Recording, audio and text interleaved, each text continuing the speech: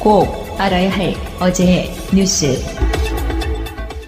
추석 황금 연휴를 맞아 청와대도 대통령부터 직원들까지 재충전의 시간을 갖고 있습니다. 하지만 국가안보의 컨트롤타워라고 할 수 있는 국가안보실은 비상대기체제로 연휴도 잊은 채 숨가쁘게 돌아가고 있습니다. 오는 10일 북한 노동당 창건일을 앞두고 북한의 추가 도발 가능성이 있기 때문입니다. 청와대 관계자에 따르면 안보실은 북한군의 동향 등을 파악해 수시로 문재인 대통령에게 보고하고 있습니다. 이를 위해 안보실 직원들은 대부분 서울 인근에 머물며 조를 나눠 근무하고 있는 것으로 전해졌습니다. 아직까진 북한의 특별한 동향은 없는 것으로 알려졌지만 안보실은 긴장의 끈을 놓지 않고 있습니다. 트럼프 대통령의 북한 완전 파괴 발언에 김정은이 초강경 대응을 공언한 탓입니다.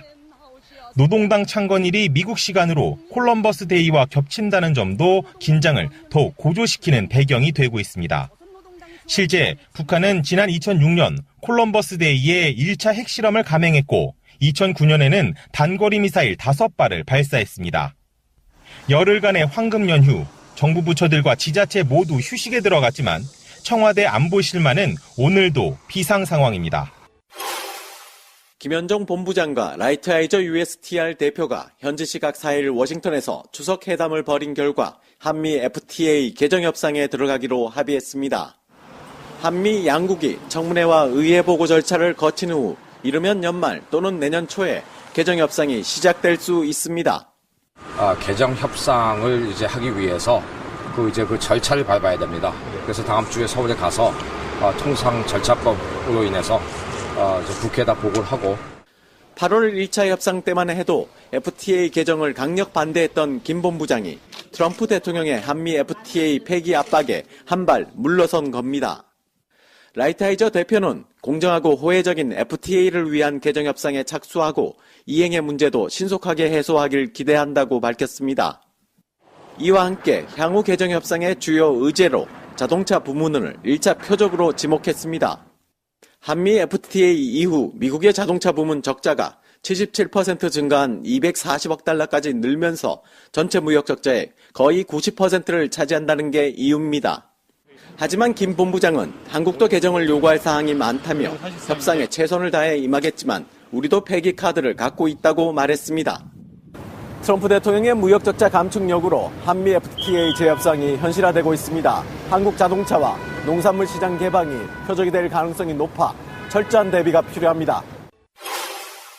민주당 김현 대변인은 논평을 통해서 국익을 우선하는 자세로 FTA 개정에 임해줄 것을 관계 당국에 부탁드린다면서 FTA 개정이 도움이 되는 방향으로 갈 수 있도록 협조해 줄 것을 야당이 요청드린다고 말했습니다. 한미 FTA 분야마다 이해관계가 차이가 있을 수 있지만 가장 중요한 점은 국익에 우선해야 한다는 점입니다. 아울러 야당에게도 초당적으로 협력해서 통상회교가 잘 이루어질 수 있도록 협조를 당부드립니다. 한국당 전희경 대변인은 날이 밝자 세월호 가까이 다가선 권오북 씨는 두 손을 모은 채 눈을 감습니다.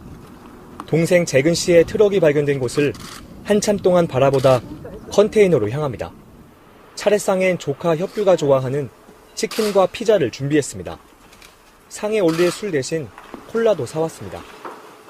미 수습자 가족은 목포 신항 안쪽에 마련된 작은 컨테이너에서 아직 돌아오지 못한 미 수습자 5명을 기다리는 네 번째 추석 차례를 지냈습니다. 뇌물 같다던 세월호 옆에서 맞는 7번째 명절인 셈입니다.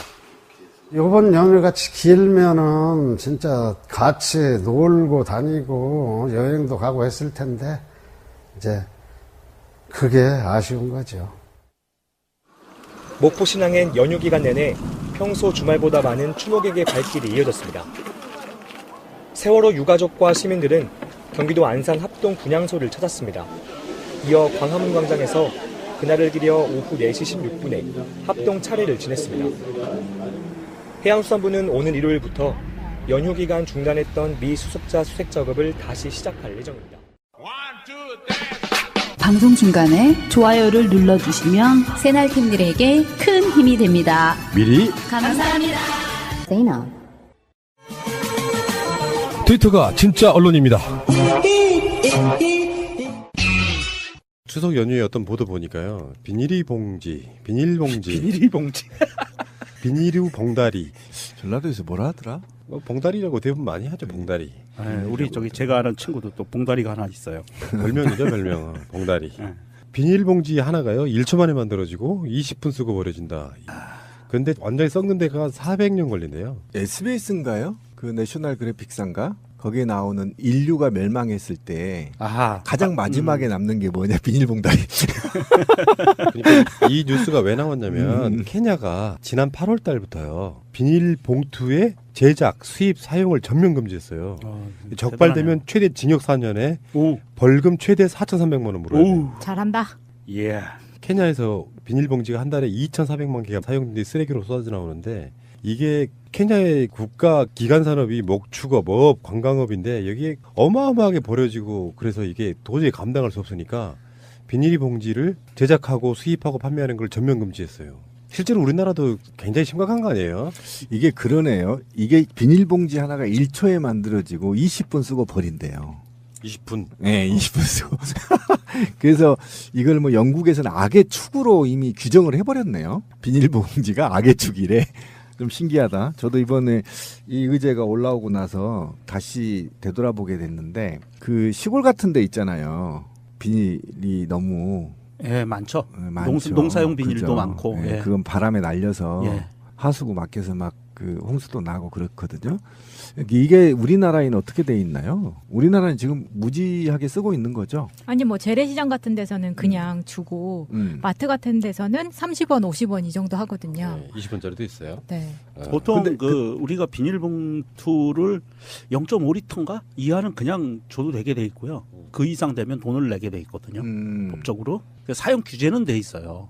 근데 이게 제가 알기로는 예전 노무현 대통령 시절에 그 종이봉투 하게끔 법률이 제정이 돼서 최근에 제가 그 문제된 그 빵집 있잖아요. 그 빵집에 이제 우리 와이프가 빵에 중독되어 있거든요. 그래서 빵을 이제 일주일에 한 2-3번 사러 가는데 그때 선택하게 돼 있더라고. 그 빵집은 비닐종이하고 종이봉투하고. 그래서 저는 항상 종이봉투를 달라 하거든요. 가격이 차이가 있죠. 있죠. 종이봉투가 그러니까 사실은 권고사항이에요. 그런가요? 네, 이거 의무화해야 되는 거 아니에요? 그게 좋죠. 그럼 마차님은 아실 거예요. 프랑스 같은 데서 바게트 빵 같은 거 사면 종이봉투에 담아주죠. 일단 장 볼 때 모든 사람들이 자기가 비닐봉지가 아니라 장바구니를 들고 가야만 마트에서 물건을 사고 나은 후에 카트에 담아온 물건을 내 장바구니에 다시 옮겨 담아서 그걸 차에 실어요. 그렇지 않으면 장바구니를 안 가져가게 되면 어떻게 되냐면 카트에 물건들을 다 차에 옮겨 싣고 집에 갔을 때 그걸 하나씩 옮겨서 해야 되잖아요. 그래서 장바구니는 필수로 가져가고 재래시장 같은 경우에는 거기는 재래시장이 되게 잘 돼 있으니까 요즘 우리나라에서도 많이 보이는데 그 바퀴 달린 장바구니 있잖아요. 그렇죠. 그거는 각 집안에 하나씩은 꼭 있어요. 끌고 다니는 거. 네. 지금 그 종량제 봉투 보고 처음에 어떤 얘기가 나왔었냐면 종량제 봉투를 썩는 재질로 만들자. 처음에 그런 아이디어가 나왔어. 근데 문제는요. 종량제 봉투 안에 있는 비닐이 봉투는 그렇게 되면 의미가 별로 없는 거예요. 대부분 비닐이 봉투에 담아서 그다음에 또 그 쓰레기 봉지에 넣는 그런 방식으로 맞습니다. 쓰고 있잖아요. 그게 문제예요. 그러니까 실제로 지구의 오류 90%가 비닐이 봉투도 사실 플라스틱이잖아요. 다른 버전의 플라스틱. 그거를 90%가 이미 먹고 있는 상태라고 이야기하고 있더라고요. 그게 너무 끔찍하더라고요. 그 최근에 뭐 고래 같은 경우에 잡아서 배를 이렇게 보면은 비닐봉지가 가장 많다 그러잖아요. 그렇죠. 그리고 왜 그 스크럽하는 여자들 화장품에 들어가 있는 작은 알갱이들이 있어요. 이게 굉장히 심각합니다. 이거는 물고기들이 먹고 그거 다 우리가 먹는 거거든요. 다시. 네. 심각하네요. 그리고 이게 홍수나 바다를 통해서 특정 조류를 타고 특정 지역 인도양이나 뭐 이런데 뭐 대재앙을 지금 가져온다면서요? 대서양에도 그렇고 쓰레기 섬이 만들어져요. 그러니까 어마어마하다고 하더라고요. 그 플라스틱으로 되어 있는 섬이 벨기에만 하다고 하죠. 와 정말요? 네. 대단합니다.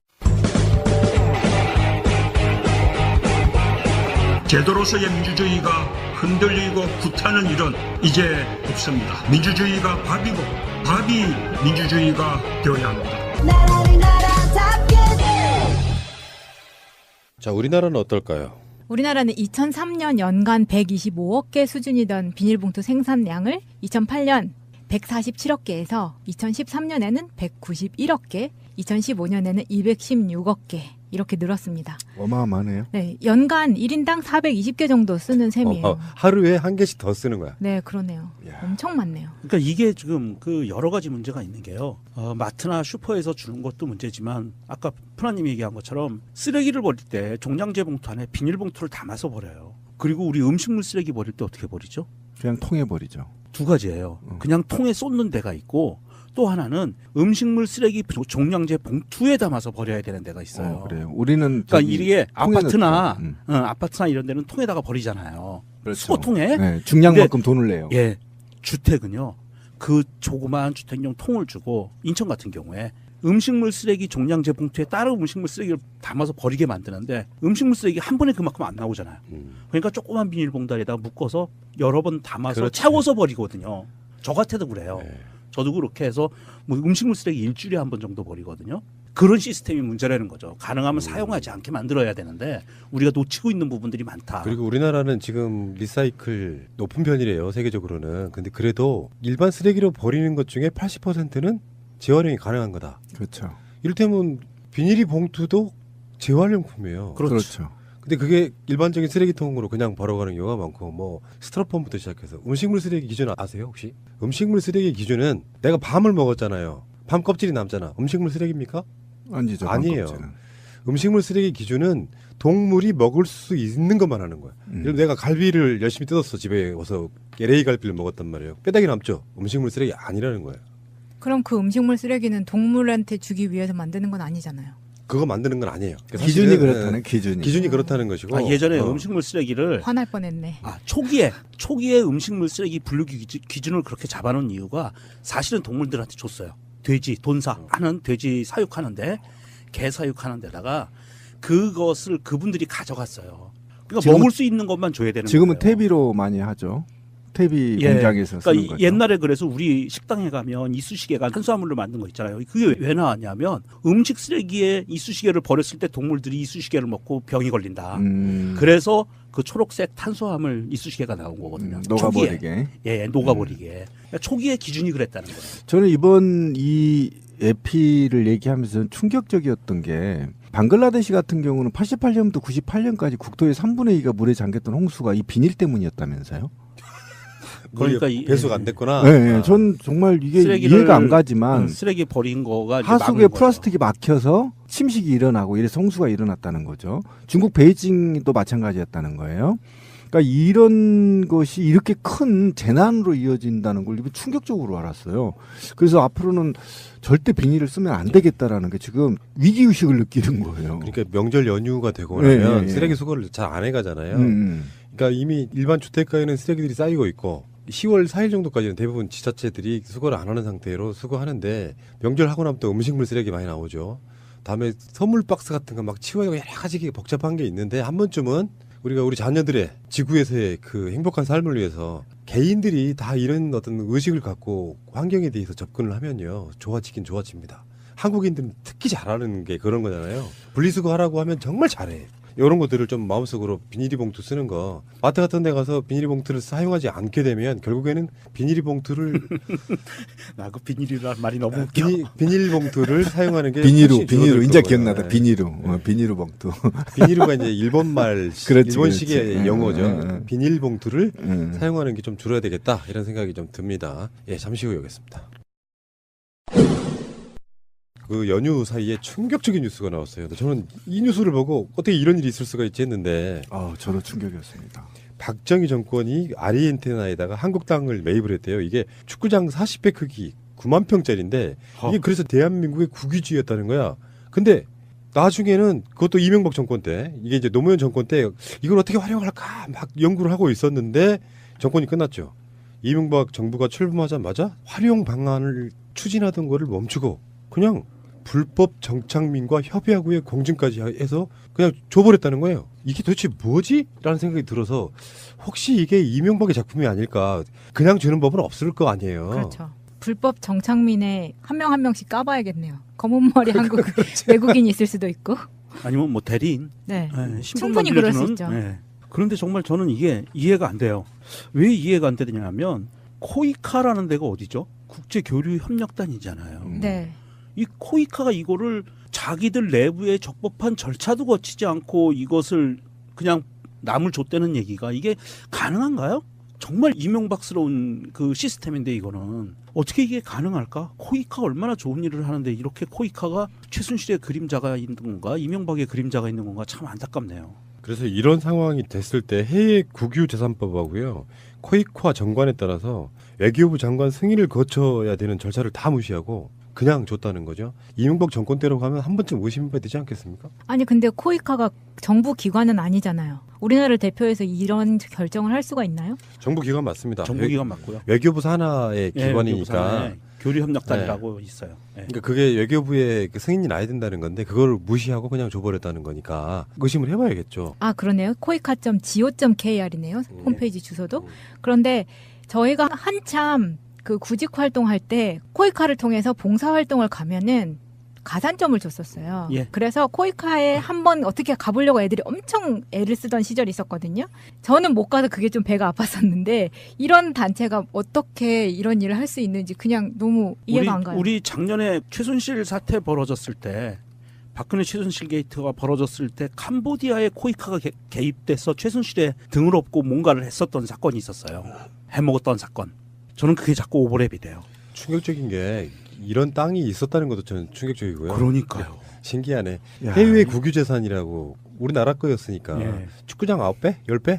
이 정도 사이즈 땅이 있었다는 것 자체가 신기하네요. 일단 이거를 어떻게 접근해야 될지 저도 좀 난감해서 말을 아끼는데 일단 짱돌 들고 접근하십시오. 일단 짱돌이 이게 문제가 아니에요. 문제는 이게 지금 면적이 있잖아요. 어마어마하다는 겁니다, 지금. 그리고 이게 구입 목적이 원래 개간을 목적으로 했다는 거 아닙니까? 개간을 했는데 도저히 개간이 불가능해서 개간으로 투입된 사람들이 흩어졌다는 거죠.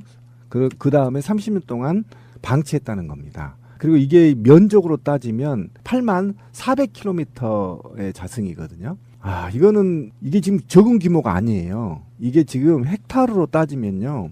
3만 헥타르거든요. 당시 구입도 211만 달러를 주고 산 돈인데 이게 지금 지도상에 보면요.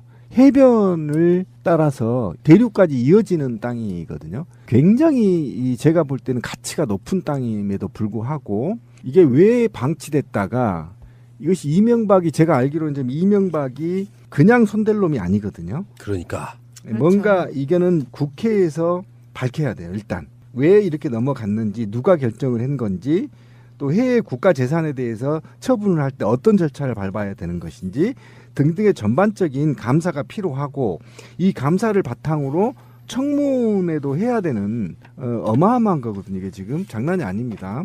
이거를 만약에 그동안에 정부가 개간을 해서 아파트나 짓거나 예를 들면 아르헨티나 국민들을 위해서 토지 개발을 했더라면 이 210만 달러를 넘어서 엄청난 국이익이 있고 또 더욱 제가 이제 궁금한 것은 이곳에 저희 이제 이 기업들이 공장을 만들어서 사실은 그쪽 남미 쪽에 어쨌든 교두보를 확보할 수 있는 거점 형태도 충분하게 가능했거든요.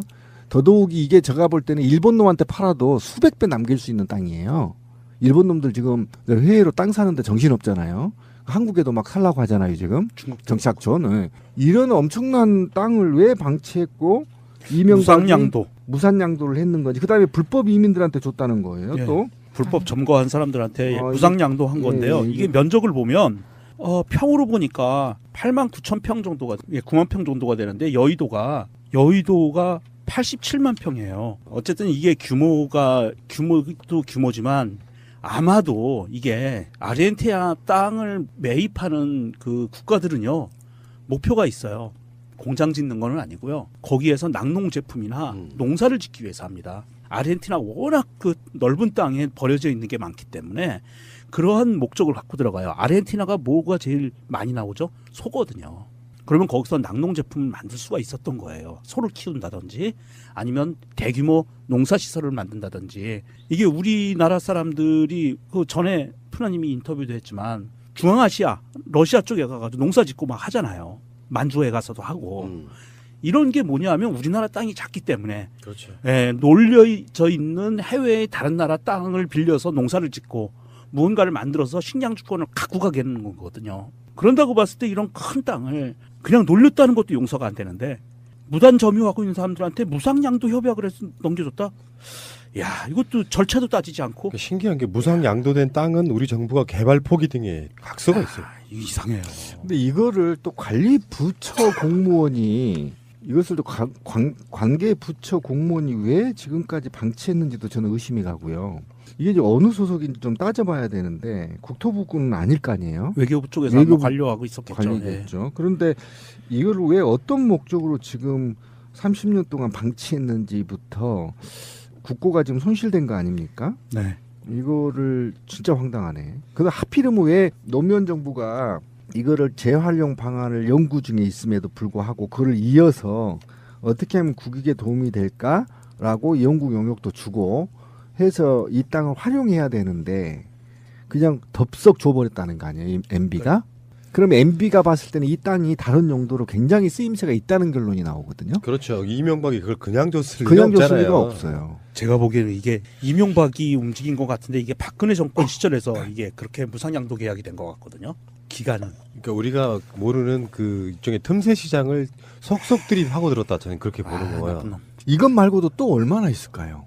나 지금 궁금해집니다. 전수조사해야 된다. 난 상상도 못했어. 이런 일이라는 게 가능하다는 게. 자, 알겠습니다. 새가 날아든다는 여러분들의 하트를 먹고 삽니다. 잊지 않으셨죠? 에피소드 제목을 누르고 플레이가 되면 오른쪽 위에 하트를 꼭 눌러주세요. 오늘도 감사합니다. 더 많은 분들이 들을 수 있도록 하트 꼭 눌러주세요. 올 것이 왔는데요. 문성근 대표의 합성 사진은 껌이었다. 희대의 어떤 그 사건이기도 하지만 올 것이 왔다고 제가 표현하는 거는 그겁니다. 그럴 줄 알았다고 생각되는 게 도청 감지 장치. 그렇죠. 이게 충격적이죠. 우리가 생각했던 그 모든 걸 국정원은 다 하고 있었고요. 우리는 그냥 넘겨짚었는데 다 사실이었다. 저는 그렇게 보는 거예요. 그러니까 그동안에 허위사실 유포로 실형을 받은 모든 시민들은 다 국가로부터 배상을 받아야 됩니다. 이게 전부 현실로 드러나 있거든요. 그런데 이게 이제 본인들한테는 힘든 건데 문성근 대표하고는 저하고는 좀 자주 만난 편이잖아요, 요즘도. 근데 자꾸 해킹 문제가 이제 대두가 됐었어요, 당시에도 사실은. 전화기가 이상하다. 그래서 다 아이폰으로 바꾼 거 아닙니까? 근데 아이폰으로 바꾼 지가 얼마 안 됐어요, 문 대표님이. 근데 문제는 문성근 대표의 폰에 저장되어 있는 많은 사람들의 전화번호가 털렸을 거 아니에요. 그리고 그 사람들을 도감청을 통해서 그들의 약점을 찾아내고 그 약점을 바탕으로 이런 모략을 했다는 거 아닙니까? 야, 국정원이 정말 저는 참 이상해요. 저는 도청 장치가 아니라 도청 감지 장치라는 거에 대해서 좀 의문이 생기는 게 왜 자기들이 도청하는 기관인데 도청 감지 장치가 필요했죠? 좀 이상하지 않아요? 그러면 이거 여기 국정원 말고 또 다른 기관이 여기 개입해서 도청을 하는 거를 자기들이 감지 장치를 갖고 감지를 했다? 이렇게밖에 안 보이는 거거든요. 제 입장에서. 그럼 충성 경쟁. 그렇죠. 국정원만이 아니고 다른 부서에 도청하는 거를 자기들이 감지했다. 저는 이렇게 보여요. 사이버 사령부에서도 했겠죠. 네, 저는 그렇게 보이고 그거와 더불어 또 이게 또 하나가 있네요. 외국인 대포 아이디 사용. 나 참. 이게 해외 IP 우회해가지고 외국인 이름으로 아이디 만들어서 썼을 거다라는 게 확실하게 되는 거잖아요. 증거가 나온 거잖아요. 근데 그래서 그거를 저희가 이제 어쨌든 단체 이름으로 고발을 했었거든요. 근데 사실은 다 빠져나가고 해외 IP로 빠져나가고 몇몇 2명인가밖에 걸리지 않았어요. 그러니까 외국 IP를 통해서 국내 블랙리스트를 작성하고 그 작성하고 심리전을 이제 외국 IP로 했다는 거죠. 사실은 그때 예전에 생각이 나는데요. 제가 우리 방송 때도 얘기했을 거예요. 그 토고에 가 있는 친구가 토고 아이디를 하나 만들어서 저한테 준 적이 있거든요. 뭐 그런 식으로 작업을 국정원도 했다는 겁니다. 왜 그러냐면 그때는 저희는 시발단들하고 싸워야 돼서 고소고발 안 당하려고 저희들 쪽에서도 그렇게 했었거든요. 그러니까 그런 측면에서 봤을 때 얘네들은 대규모로 해외 IP나 아이디를 통해서 국내 정치에 개입했다 이렇게 보는 거잖아요. 해외에 있는 국유 재산은 뭔가 이상한 과정을 거쳐서 사실상 포기에 가까운 걸 하고 한국에 들어와서는 이런 식의 작업들을 국정원이 했다고 하니 이게 박근혜 국정농단은 농단도 아니에요. 비교해 보면 아무것도 아니죠. 네. 솔직히 이명박의 국정농단은 어마어마한 거죠. 국가정보원을 동원해가지고 이런 작업들을 시키고 뭔가 찔리는 게 있으니 도청 감지 장치를 뭐 가동하고. 근데 이 도청 감지 장치라는 거를 핸드폰에만 했을까요? 저는 집이랑 사무실에도 다 했을 했죠. 거라고 생각해요. 다 했겠죠. 그럼 그랬을 거라고 생각을 하면 그 스트레스나 이런 거 그 엄청 충격일 것 같거든요. 그때 김재동도 그런 이야기를 했었잖아요. 자기는 항상 누구한테 감시받고 있는 것 같다. 근데 그런 느낌을 받고 산다는 것 자체가 살 수가 없죠. 끔찍하죠. 기억나세요? 우리 그 길거리 초창기에 촛불하고 이랬을 때 사람들 막 따라다니고 오토바이 따라다니고 이런 인터뷰 많이 했잖아요. 그게 이제 현실화되는 겁니다. 한번 생각해보세요. 오토바이 타고 따라다닌다고 생각해보세요. 얼마나 무섭겠어요. 이거 어떻게 해야 되나요? 한숨 쉬는데 우리 권 PD. 사생활이 다 털린 거고요. 이건 사생활이 털렸다는 건 뭐냐 하면 이 사람이 집에 만약에 집이나 사무실로 들어갈 때 요즘 전자키 쓰잖아요. 번호키. 삐삐삐삐 누르는 것도 몇 번인지 알았을 수 있고요. 그건 그 팁은 제가 좀 드리면은 이 전자기기는 숫자 누르면 숫자마다 높이가 달라요. 네. 그쪽의 전문가들은 소리만 듣고 네. 비밀을 몇 번인지 압니다. 소리 안 나게 설정해 놓을 수 있거든요. 여러분도 그렇게 하시기 바래요. 소리 나는 거는 정말 전자키는 소리 나는 거는 안 나게끔 만들어 주시면 좋아요. 그런 사생활이 다 털리고 이게 화장실을 몇 번 갔는지 이런 것까지 다 털리는 거거든요. 그리고 PC를 통해서 PC에 달려있는 카메라를 통해서 내부를 쳐다보고 있고 더더욱이 저는 그런 것까지도 체크를 해야 된다고 봐요. 그 감청 장비 있잖아요. 멀리서 주파수 쏴서 감청하는 거 있잖아요. 레이저 감청 장비. 미국하고 쿠바가 지금 갈등이 추방된 게 바로 그 사건 때문에. 전 세계적으로 정보기관은 다 쓰고 있는 거예요. 그렇죠. 레이저 감청 장비. 예. 그러니까 그것도 사용했을 가능성이 있어서 어쨌든 이 종반적으로 이거는 왜 청문회 방식으로 좀 가야 되지 않겠어요? 1차적으로? 특검이나 청문회 방식으로? 연휴에 검찰은 하루도 안 쉬고 지금 일하고 있대요. 굵직굵직한 사건들만 굉장히 여러 개잖아요. 예. 그런데 이 사람들이 내가 봤을 땐 그래. 이제 국정원 적폐청산 TF에서 올라온 자료를 갖고 수사하고 막 이런 방식으로 하고 있는데 깜짝 놀랄 거예요. 우리나라 국정원이 이랬나 싶은 정도로 지금 언론에 다 밝히고 있는 것 같지는 않고요. 일부가 이제 새나가는 이런 방식으로 지금 우리가 알고 있는 정보 같은데 도청 감지 장치. 자기들도 그게 불법이라는 걸 알았다는 뜻일까요? 아니면은 알죠. 우리가 도청 장치라고 하면 우리가 이제 감청이라는 개념을 좀 도입하면 저번에 RCS가 다 그런 경우잖아요. 네. 막 핸드폰 들여다보고 다 들여다보고 이런 감청까지 하면 그런 프로그램이 깔려 있는지를 찾아내는 뭐 장치일 수도 있고 상부 보고용 보고서에 이런 문건이 있다고 하니까 그것도 뭐 도청 감지 장치 예정 뭐 이것도 아니고 가동이라고 쓰여 있다고 하면 무언가 이게 우리나라 국가정보원이 저는요 국가정보원이라는 말 들으면 알레르기 날 것 같거든요. 문재인 정부 때 이름 바꿔야 된다고 생각해요. 좋은 말로 한번 바꿨으면 좋겠네요. 아예 거기다 박아놔. 대북 해외 산업정보원 뭐 이런 식으로. 그래서 아예 국내 정치는 관여 못하게. 정말 이상한 놈들이. 그러니까 국정원은 폐지해야 돼요. 폐지하고 새로운 그릇을 담지 않으면 이 짓을 또 할 거예요. 그리고 이제 뭐 주진우 기자가 사람 특채해가지고 잠복 근무 시키고 정보 빼오고. 예, 참 알겠습니다. 자, 좀 전에 국정원 이야기를 했는데 이번에 원세훈을 추가 기소하면서 70억대 국고손실 혐의까지 추가됐어요. 특가법상 국고손실죄. 이제 시작에 불과합니다. 원세훈은. 제대로 이제 이건 처벌 순서로 가는 거고요. 이게 국고손실이라는 죄가 굉장히 무서운 죄거든요. 민간인 댓글 부대에 국가 예산을 낭비하게 한 혐의. 결국에는 횡령이나 배임까지 갈 수도 있고. 그렇죠. 이미 나온 것 중에 하나는 없는 조직을 있다고 만들어가지고 민간 댓글 부대 예산 타내는 짓까지 지금 했어요. 국정원 직원들이. 일단 총액은 한 660억 정도 된다고 하는 거잖아요. 지금 확인된 것만 지금 이제 혐의가 추가 기소가 되는 거죠. 그렇죠. 근데 이게 이 사건으로 지금 셈법이 굉장히 복잡해졌는데요. 좀 얘기를 해야 돼요. 이 사건은 왜 그러냐면 13년도에 제기된 18대 대선 무효 소송이 6,600여 명으로 소송이 제기됐다가 지난 4월에 아마 기각이 됐거든요. 네. 의미가 없다 그래서 탄핵됐으므로. 네, 탄핵됐으므로 소송에 실익이 없다. 실익이 없다라는 얘기죠. 그때 이제 소송인단이 저도 이제 6,600명 중 한 명인데 전자개표기 사용 위법하고 국정원 군사하이버 사령부 개입, 그다음에 국정원, 새누리당, 현 자유한국당이죠. 의원들의 허위사실 유포, NLL 포기 등 이 세 개를 했는데 전자개표기 사용 위반법은 빠져나간다 하더라도 이 두 개가 이제 사실화가 돼 있거든요. 사실이 밝혀져 버린 거잖아요.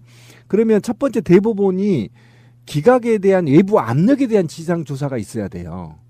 그렇잖아요. 대법원이 왜 원래 제가 알기로는 선거법은 180일 이내에 처리를 해야 되는데 양승태가 이거를 깔아뭉겼잖아요. 4년간을. 그렇죠. 그러니까 이 지연에 대한 청문회 왜 지연을 했는 것인지. 예? 그다음에 이거가 지금 문제가 되는 거. 두 번째는 지금 소송이 아까 말한 대로 소송에 실익이 없다고 해서 이 선거법과 관련된 중앙선거관리위원장을 상대로 소송을 낸 거거든요. 이게 무효 처정해달라고 냈기 때문에. 그런데 이거를 대법원이 180일 이내 현 선거법을 위반하고 불법으로 깔고 안 이거 전대미문 사건이에요. 네. 법치국가 이래 우리나라 70년 이래 전대 이런 사건이 없었어요. 사법부가 이런 적이 없었어요. 3.15 부정선거도 이 정도는 아니었습니다. 그때도 사실은 이명박 정부의 부정선거단과 3.15 부정선거단이 유사해요. 그런데 3.15 부정선거와 관련해서 10배 정도가 셉니다. 지금 이명박 정부가. 3.15 때도 조금만 돌이켜보면 3.15 때도 부정선거를 자행하기 위해서 당시 자유당이죠. 자유당이 전국 청년연합회를 규합해요. 규합해서 부정선거를 훈련시킵니다. 국정원처럼. 훈련시켜서 이제 대거 투입이 되는데 그 정도의 사건도 바로 4.19 이후에 돼서 사형을 당했어요. 그 정도로 했는데 이 사건은 제가 3.15 부정선거에 10배가 넘는다고 했잖아요. 그럼에도 불구하고 양승태가 깔고 뭉겨버렸다는 데 대해서 이걸 그냥 넘어갈 수 없다는 말입니다. 그 다음에 세 번째로 만약에 이게 해결이 안 되면 지금 가장 큰 문제가 뭐냐면 5월 26일 날 재심사를 접수를 받아버렸어요. 대법원에서. 네. 재심 접수 받았어요. 그러면 스스로 대법원이 정체성을 부인해버리는 겁니다. 그러니까 증거가 나왔으니까 어쩔 수 없는 거예요. 예. 그전에도 증거는 충분했다는 거예요. 근데 5월 16일 이전에는 이게 지금 논쟁이 돼 있고 않는데 제가 얘기했잖아요. 우리가 그동안에 전자개표기의 사용 위반이라는 속에 그동안에 국정원 군사이버사령부 등을 그냥 가십거리로만 논했지 구체적으로 얘기가 안 돼 있단 말이었죠. 근데 이번에 구체적으로 돼 있기 때문에 이게 드디어 재심사를 하겠다는 거예요. 그러면 지금 말이 바쁜데 이게 간단치가 않습니다. 이거에 의하면 명박이가 지시를 했고 새누리당이 선대본부장까지 연계됐을 가능성이 굉장히 높습니다. 그다음에 군사이버사령부와 국방부가 개입되어 있고요. 그다음에 국정원장과 국정원 요원, 각 정보기관 직간접적으로 선거가 개입이 돼 있고 관공서 단체가 개입이 돼 있고 자유총명련, 정경련, 극우단체, 언론사 사장, 대기업 총수, 경찰, 검찰, 사법부, 감사원, 선관위는 묵인 또는 방조될 가능성이 있습니다. 그러면 제가 아까 3.15 부정선거를 왜 꺼냈냐면 3.15 부정선거 이 정도 대규모가 아니었단 말이에요. 그러면 제가 아까 셈법이 복잡하다고 했죠.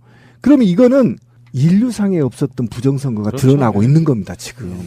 그러면 이거는요. 지금 이런 식으로 해서는 안 된다. 지금 뭔가 다른 새로운 수사 방법과 새로운 뭔가를 결성하지 않거나 특별법으로 다루지 않으면 이건 정말 있을 수 없는 일이 전 세계에서 이런 일이 없었다니까요. 이걸 어떻게 할 거냐. 이건 짱돌로 조사서 될 문제가 아니라고. 본인이 한계 인정하시죠. 예. 짱돌 문제가 아니야, 이거는. 예. 이거는 최소한의 이명박과 원세훈은 사형을 시켜야만 이후에 아까 3.15 부정선거에 준하는 또는 그거의 10배가 넘는 다시 또 반복되지 않는다는 겁니다. 왜 3.15 부정선거 때 사형시켰겠어요? 아이고, 부정선거 사범 사형시킬 수 있는 법조항을요, 이명박이 없앴어요. 그랬죠. 그랬다고 그랬죠, 사용 그때. 못 시켜요. 예. 어쨌든 그래도 무기징역으로 살려야 되는데 이거는 분명히 말씀드리면 제가 지금 말이 빨라지는데 굉장히 할 말이 많아서 빨라지는 겁니다. 이거는 3.15 부정선거 10배가 넘습니다. 분명히 말하지만. 그리고 그동안에 우리는 전자개표기로 불법을 자행했다라고만 빠져 있었지만 온갖 부정선거가 다 드러났단 말이죠. 그럼 이거는요. 범국민 차원의 수사가 진행돼야 되고 이 관련자 모두 리스트를 만들어서 후대에서 다시는 이런 일이 없도록 만들어야 되는 것이고요. 그다음에 여기에 투입된 것 특히 여기에 투입된 온갖 지난 9년 동안의 예산 전부 추징해야 된다고 생각합니다. 저 분명히 말씀드리지만 이거는 유용을 넘어 횡령이거든요. 이거 추진 괜찮네요. 그러니까 당장 추진해야 됩니다. 전액을 뭐 구상권 청구. 구상권 청구 하자는 겁니다. 관련자들하고. 씨를 말려버려. 이게 지금 이제 이걸로 끝날 문제가 아닌 게. 정말 저 충격이에요. 원세훈은 박근혜 정권 때 양승태 대법원에서 사실 좀 비호받은 측면에서. 그렇죠. 예. 그런데 지금 원세훈은 지금 이거 아까 말씀 70억 국고 손실에 대해서 제대로 법을 들어가면 최소 징역 5년에 좀 재질이 강하다 그러면 법정으로 무기징역까지 가능하다고 해요. 예. 그럼 원세훈이 가만히 있을 것이냐. 자기도 몇 살에 죽을 나이인지는 모르겠지만 나는 이명박을 위해서 충성을 다했지만 내가 입 다물고 꽤 오랜 시간 동안 또 감옥을 살아야 되는 상황태가 오면 이쪽에 폴리바게닝 개념처럼 이명박 이름 한 글자만 나와주면 굉장히 많은 어떤 그 법적인 감형 이런 게 가능할 거라고 보는데 전방위적으로 일단 원세훈을 압박해 들어가는 그런 방식이 되지 않을까 이런 생각이 좀 해보거든요. 그러니까 저는 원세훈이 이 정도면요 삶을 포기했다고 저는 보고요. 국정원의 최종 책임자는 누굽니까? 국정원장이에요? 대통령이죠. 대통령입니다. 군의 최고 책임자는 누구죠? 대통령이죠. 대통령 제가 없이 어떻게 가능합니까? 그럼요, 당연하죠. 이거는 잡아다가 짱돌로 조순 다음에 진술 받으면 돼요. 그러니까 말이 그렇게 할 수 있죠. 네. 근데 문제는 바로 윗선 대통령이 지시하지 않았지만 내가 독단적으로 했다 해서 죄를 뒤집어 쓰고 가버리면 증거가 없는 거예요. 원세훈 입장에서 지금 이 상황에서도 내가 한 걸로 버틸 수 있을 것이냐 이 부분에 대한 이야기를 나올 수밖에 없는 부분이라서 다시 뭐 최소 몇 년이라도 실형을 살게 되는 입장이라면 원세훈 입장에서는 이제야 이명박이라는 이름이 자기 입에서 튀어나올 때가 됐다. 그런 말씀 한번 드려보고 싶은 거예요. 그렇죠. 동의하고요. 그다음에 원세훈이 제가 왜 삶을 포기했을 거라고 얘기를 하냐면 이 아이들이 이 부정선거의 역사를 어디에서 보면 3.15 부정선거에서 배운 거라니까요. 똑같아요. 맞아요. 보수단체, 극우단체 만든 게 똑같거든요. 그렇기 때문에 이거 걸리면 좆된다, 나 죽는다라는 걸 알고 저지른 죄예요. 그러니까 악질 범죄라는 겁니다. 이게 선례가 없었으면 이렇게 못 만들어내거든요. 어떤 조직을 동원하고 어떻게 정북을 만들고 그 정북을 통해서 사회에 확산시킨 다음에 국정원이 국가보안법을 통해서 감청하는 겁니다. 지금 내부가 그랬다는 거예요. 문성균이 빨갱이로 만들었어. 빨갱이 배우. 그래놓고 국정원은 국가보안법을 통해서 도감청을 한 겁니다. 내부 지들이 알아서. 이런 식으로 만들게 되면 이게 바로 전형적인 3.15 부정선거 때 바로 밝혀졌던 거거든요. 그럼 그 기법을 배웠기 때문에 이승만으로부터 계승 배웠기 때문에 얘들이 걸리면 얼마나 큰 죄라는 걸 알고 저지른 범죄고 이 범죄는 분명히 말씀드리지만 최종 목적이 왜였죠? 최종 목적이 그 참담한 박근혜 정권을 출범시키기 위해서 만든 부정선거예요. 그렇죠. 예. 그러면 지금 제가 아까 복잡한 셈법이 복잡해졌다고 그랬죠? 그러면 대통령 자격이 박탈되는 겁니다. 맞습니다. 이건 초유 사태가 지금 벌어지고 있는 거예요. 이거를 이명박이 버틸 수 있다고요? 누가 그랬어? 버틸 수 있다고. 지난 9년 동안 우리가 속았다는 게 너무 억울하지 않아요? 돌아버리지 않아요? 국가 망신창이 만들어버리고 그렇죠. 나라 경제 개판 만들고 노동시장 엉망 만들어버리고 대북관계 엉망 만들어버리고 대미관계 완전 졸속적으로 만들어버리고 대일관계 굴욕적으로 만들어버린 게 이자들입니다. 지금 검찰이 하고 있는 굵직한 사건들만 보면 최근에 백남기 선생 사망사건 관련해서 관련자들 수사하고 있고요. 예. 다음에 민병주 전 심리전단장 구속됐죠. 거기 연관지어서 원세훈에 대한 수사 지금 하고 있죠. 거기 나오는 이야기들은 뭐 언론에서 쏟아지는 거 보면은 이건 나라도 아니었어. 이럴 때 검찰 한 2,000명 뽑아주면 안 돼요? 그러니까. 뽑아줘야 돼요 지금 이거. 다음에 문화연예계 블랙리스트 사건, 군 사이버 사령부 댓글 사건 이것도 지금 수사 중이고요. 다음에 카이 한국 항공우주산업 방산비리 사건도 KAI. 지금. 예. 제가 보기에는 검찰들이 물론 거기도 청산 대상이지만 적폐 대상이지만 윤석열 서울중앙지검에서 다루고 있는 것 같아요. 그러니까 그런 상황에서 명절도 없이 하고 있다는 건 바로 이런 이유 때문이고 뭐 구속 만료일 이런 거는 명절이라고 안 봐주잖아요. 그렇죠. 그러니까 명절에도 나와서 일을 해야 되는 부분이 있고 사실 아까 신민님 말씀처럼 검찰의 인력이 부족할 정도의 상황을 다루고 있는 상태라서 어차피 법이라는 그 관문을 거쳐야만 법적으로 사법 처리라도 뭔가를 하는 거니까 그 와중에 이명박이는 또 뭐 국가 안보를 걱정하는 척하면서 숟가락 딱 얹어가지고 이게 뭐냐. 군대도 안 갔다 온 놈이. 그러니까요. 생각해보면 진짜 웃긴 나라입니다. 페이북에 글 썼다가 아주 연락에 까이고 있죠. 저도 한 3개 달았는데요. 제 댓글이 더 많아, 제 밑에. 신비님 너무 약한 거 아니에요? 그 비난의 글이. 저도 달았어요. 어쨌건 이명박이 이제 추석 연휴를 기점으로 해서 국민들 여론이 더 만들어질 거 아니에요. 추석 연휴 즈음에서 만든 그 여론조사 보면은 이명박 수사해라. 이게 숫자로만 따져도 우리나라 국민 절대 다수가 지금 하라고 하고 있거든요. 10명 중 8명이 수사라는 겁니다, 지금. 근데 결정적으로 검찰이나 이쪽에서는 다 뭔가 있을 거예요. 그러니까 이명박을 만약에 이제 소환해서 지금 포토라인에 세울 수 있으려면 이명박의 결정적인 뭔가는 갖고 있을 거라고 좀 보는데. 그러니까 저는 이게 검찰에 맡겼다는 게 아까 제가 검찰에 불신해서 있는 건데 제가 아까 말했지만 당시 이런 것들을 선관위가 몰랐을까요? 검찰이 몰랐을까요? 알고 있었죠. 감사원이 몰랐을까요? 다 알고 있었죠. 욕 나오죠. 이 새끼들 이게 수위 조절할 수 있다 이거예요, 검찰이. 그러면 그때 당시 진급했거나 수혜를 받지 않는 검찰로 이 수사를 팀을 꾸려야 된다는 겁니다. 제가 볼 때는. 그러기에는 수가 부족하다는 거예요. 그렇게 하고 있겠죠. 얼마나 물타기가 심하겠어요. 지들 빠져나가려고. 그러니까 국정원과 이명박의 어떤 국정농단은 일종의 믹스커피 같은 거예요. 예를 들어 설탕물을 조절할 수 있는 것처럼. 그리고 이 정도면요. 죄송한데 제가 말 잘라서 이 정도면요. 일주일에 한 번씩 검찰총장 나와서 브리핑 해야 되는 거 아닙니까? 국민 앞에? 지금 어떤 수사를 어디까지 하고 있고 어떻게 진행하고 있는지 수사해야죠. 브리핑 해야 되나요, 진짜? 이거는 인류에 없는 부정선거라니까요. 제가 아까 나열했잖아요. 대한민국 온갖 기관들이 다 동원돼서 혈세로 그것도. 왜 조중동은 빨대를 안 대주나요? 검찰 내 빨대로 꽂아가지고 주요 정보들을 흘리면서. 그러니까 제 얘기가 그게 국정원과 조중동과 연계. 이 연계까지 수사를 해야 된다는 거예요. 방송을. 아무튼 심란한데. 심란하죠, 진짜. 대세는 이미 끝났습니다. 담대하게 이명박은 사법 처리를 해가는 것이 맞는 것 같고요. 우리가 막 원세훈 이야기 해봤지만 우리가 원세훈이 안정이나 있습니까? 그 정도야 뭐. 결국에는 이명박인데 이명박은 80 다 돼가지고 이제 감옥에서 이제 평생 썩을 날만 남은 게 아닌가 이런 생각 해보고 해골로 나와야죠. 그래서 지금 현재 자유한국당이나 바른정당 소속이었던 이명박과 박근혜가 대통령직을 다 모두 박탈당하는 그런 꼴을 한번 보고 싶어요. 그렇죠. 그리고 저수지를 찾아야죠. 저수지. 어렵다, 알겠습니다. 예, 여기까지 하겠습니다.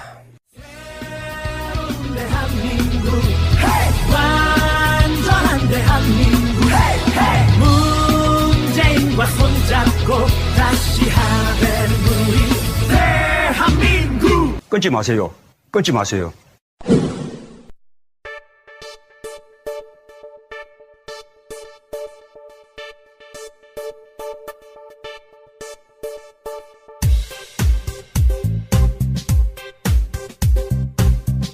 안녕하세요. 별입니다. 손님 안녕하세요. 안녕하세요. 플라워 꽃입니다. 소녀님 안녕하세요. 반가. 방 빼네 이제. 왜 이래요?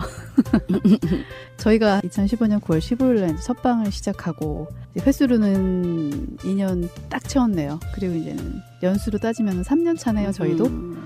참 새록새록하다. 추석 명절 이야기로 되게 본격적으로 방송을 시작했던 기억이 나네요. 이제 추석이 되면서 이제 고향 앞으로 가는 건가?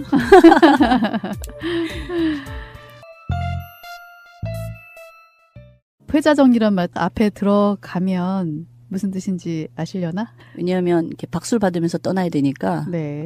어느 정도 좀 이제 좀 우리 목소리 식상하셔가지고 별로 댓글도 안 달고 뭐 그래서 뭐 만남도 있으면 헤어짐도 있는 법이라고 그 의미가 좋게 헤어지는 거라면 또 가장 최고의 순간에 그만두는 것이라면 멋지지 않을까라는 생각을 좀 가졌던 저예요. 제가 공중파 방송에 다니다가 그 방송을 그만둔 시기와 또 여기 새날에 온 시기가 약간 비슷한데요. 참 좋았던 기억들도 많고 힘들었던 기억들도 많잖아요. 일단 좋았던 기억들이 더 많아요. 저는 방송 시작하면서 평소 제작진으로만 있었지 제가 방송에 딱 뛰어들어서 진행자로 방송을 할 수 있게 만든 거는 새날이거든요. 물론 과거에 뭐 조금씩 진행을 하긴 했지만 종교 방송을 하려고 새날에 발을 딱 들여놨는데 두 분을 만나게 된 거잖아요. 참 홍대에서 처음 만났던 날들 기억나네. 아유 참 나도 좀 어느 정도는 좀 평범한 성격은 아니다 싶었는데 둘을 보면서 야 세상에 참 다양한 사람들이 많구나. 나보다 더 세 보이는구나. 그런데 또 입 딱 벌려서 얘기하니까 너무는 끊임없이 야 좋은 동생들이구나. 그렇게 생각하면서 이렇게 인연을 맺게 해준 우리 대장 푸나님한테도 고마웠고 또 내가 부족하고 뭐 그래서 찌그락빠그락 하면서도 재밌게 잘 끌고 가줬었고 특히 우리 별이 너무 많이 신경 써서 아주 살 빠진 거 봐. 나는 왜 안 빠질까? 우리 꽃님이는 여전히 그냥 방긋방긋 이쁜 모습으로 다녀주고 더 예뻐진 것 같아. 사랑을 받아서 그렇지.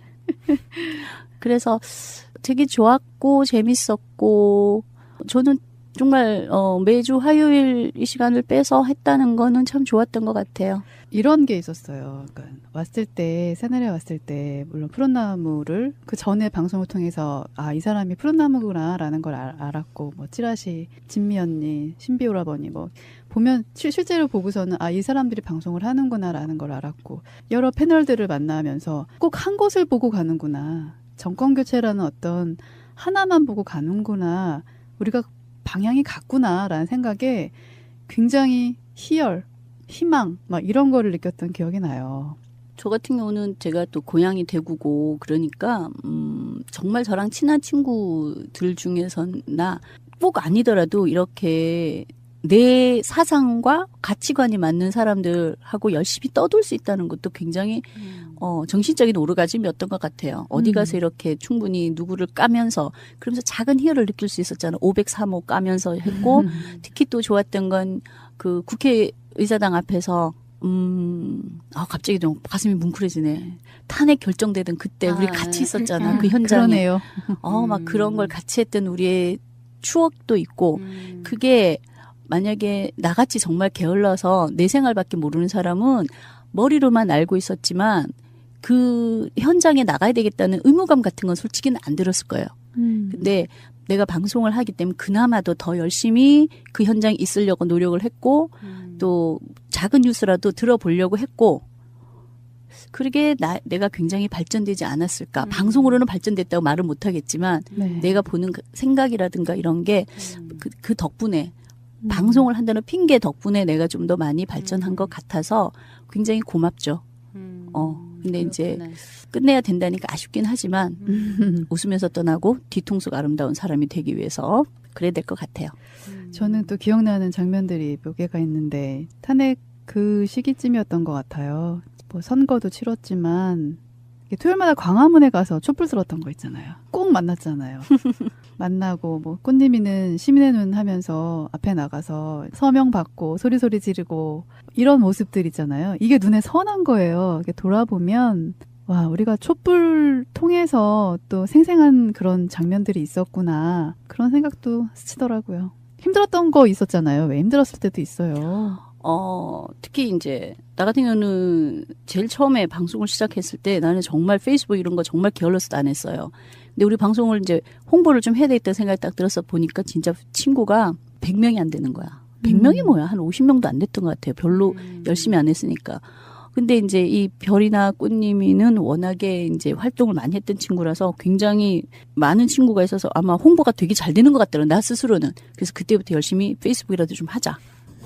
그랬던 것 같아요. 그래서 지금은 이제 친구도 많이 늘었지만 그러다가 페이스북에 글 한번 잘못 썼다가 아이고 혼났잖아요 내가. 기억나. 그래서 얼른 내려버렸지. 근데 이제 또 자존심은 있어가지고 대장님한테 나 이거 꼭 내려야 되나요? 걔네 아니 뭐 꼭 내리란 건 아니지만 내 생각은 그래요. 알겠습니다. 내리고. 그랬어요? 어떤 글이었을까요? 지금 지나고 보면 별것도 아니었는데 그때는 모든 게 이제 상황이 조금 뭐라 그래야 굉장히 예민할 때니까 누구나 다. 그래서 많은 사람들이 그러잖아요. 말 잘못했다가 혼나기도 하고 또 안 본다 그러고 막 난리를 치기도 하고. 근데 그러면서 느낀 건 뭐냐면 굉장히 이슈가 떠올랐을 때는 한 발 물러서서 잠깐만 생각을 해보자. 더 큰 사람이 보고 더 크게 판단하는 걸 한번 믿어보자 일단은. 그렇게 생각하는 버릇이 조금은 생긴 것 같기는 해요.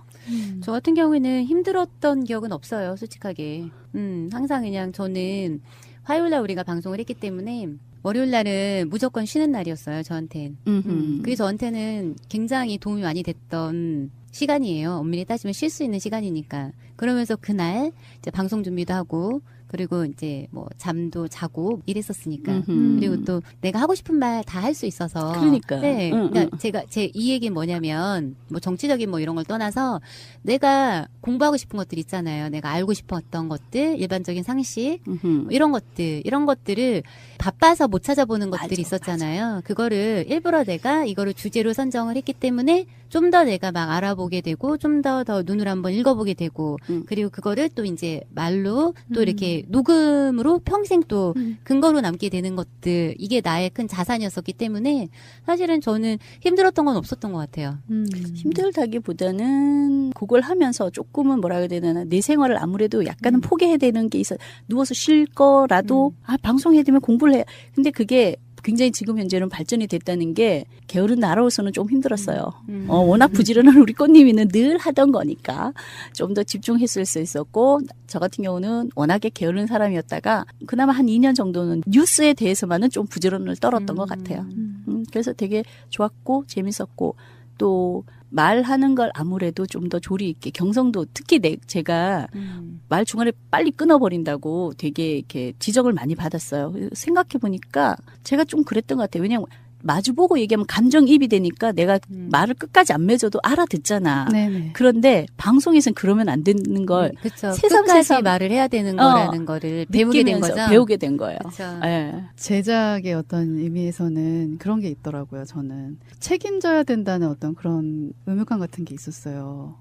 물론 푸른 나무가 저희 셋한테 모든 정권을 다 주고 다른 팀 같은 경우는 푸른 나무가 어느 정도 개입도 하고 푸른 나무가 방송 진행도 하고 같이 했잖아요. 근데 저희는 완전히 셋이 별도로 움직였잖아요. 서로 셋이 의논하고 텔방에서 의논하고 그렇게 어떤 전권을 다 줘서 저희 셋이 의논하면서 만들어갔던 방송이기 때문에 저는 의미가 굉장히 커요. 그게 가장 커요. 그리고 어떤 푸른 나무라는 큰 나무가 있었잖아요. 믿고 이제 우리가 뭘 하던 편집을 아주 끝장나게 잘해주시니까 그런 거 있었고 그랬던 것 같아요. 그러니까 믿고 어떤 사람을 믿고 함께 할 수 있다는 것 자체 그게 저한테는 가장 큰 의미였어요. 힘이었고요. 그다음에 일단 꽃님이 자체라는 굉장히 똑똑하고 그런 동생이어서 방송할 때 굉장히 무리 없이 잘했고요. 우리가 굉장히 많이 의지했죠. 그렇죠. 그리고 굉장히 뭐 언니도 중간중간에 말 되게 재밌게 해주시고 그래서 또 재밌었던 부분도 있고 언니 때문에 또 웃고 그랬던 부분도 있죠. 그러니까 저는 좀 약간의 그런 책임의식 같은 게 좀 많이 잘 잡았던 것 같아요. 그래서 힘들고 늘 우리는 좀 꽃님이랑 나는 좀 즐기면서 했던 것 같고 우리 별이는 굉장히 조금 부담스러워하면서 혹은 부담스럽다기보다는 굉장히 책임감 있기 때문에 무겁게 이 방송하는데 좀 다가왔던 것. 그게 언니로 봐서는 조금 안타까웠어. 그렇지는 않고요. 우리처럼 편하게 그냥 즐기면서 해도 될 텐데 저 친구는 너무 책임감이 강하구나. 그렇게 근데 성격이니까 내가 뭐 얘기를 해봤자 안 될 거니까. 지금에 와서 말씀드리지만 저희가 제일 처음에 채널2에서 이제 저희 공유회에서 채널2를 저희가 거의 저희 거만 올라갔었잖아요. 세월호 방송들하고. 그때 남겨주신 댓글들이 지금도 이제 가끔씩 기억이 나는데 그때 댓글이 굉장히 많았어요. 저희 방송 들으면서 재밌다, 뭐 공감대를 형성할 수 있다. 그리고 그렇지. 가끔씩 저한테도 이렇게 문자 보내주시는 그런 페이스북을 통해서 혹은 트위터를 통해서 제 전화번호를 모르기 때문에 그때 이제는 메신저나 이제 문자가 오죠. 그러면 기분 굉장히 좋은 거예요. 오늘 방송 들었는데 너무 재밌게 잘 들었다. 이런 방송 정말 계속 해달라. 이렇게 말할 때는 힘이 나는 거죠. 근데 어느 순간순간 이렇게 지칠 때 그때마다 아마 댓글이 달렸던 느낌이 나요. 혹시 내부에서 조작한 건 아닐까? 근데 전 정말 댓글을 안 봐요. 그게 좋은 것도 있지만 굉장히 나쁜 것도 있기 때문에 그리고 저는 솔직히는 내가 방송을 하면 이건 모두 푸나나한테 별이한테 또 맡겨버리고 그 이후로는 생각 안 해. 내가 했던 뭘 잘랐든지 편집했든지 말든지 내가 털어버리고 나면 돌아보지 않는 성격이기도 하고 또 내가 좋은 뜻으로 했는데 거기에 대해서 나쁘게 바라보는 사람은 난 편하게 그 네가 안경을 썼기 때문이야. 난 정말 충분히 좋은 뜻으로 얘기를 했어. So cool. 아니 왜냐하면 그거 굉장히 신경 쓰기 시작하면 내가 생각보다는 또 이렇게 다른 사람 말 잘 듣는 편이라 그거 듣고 나면 기분이 좀 별로야. 그래서 아예 안 봐요. 기분이 나쁘려고 그러면 나는 업 시키려고 노력을 하는 편이야.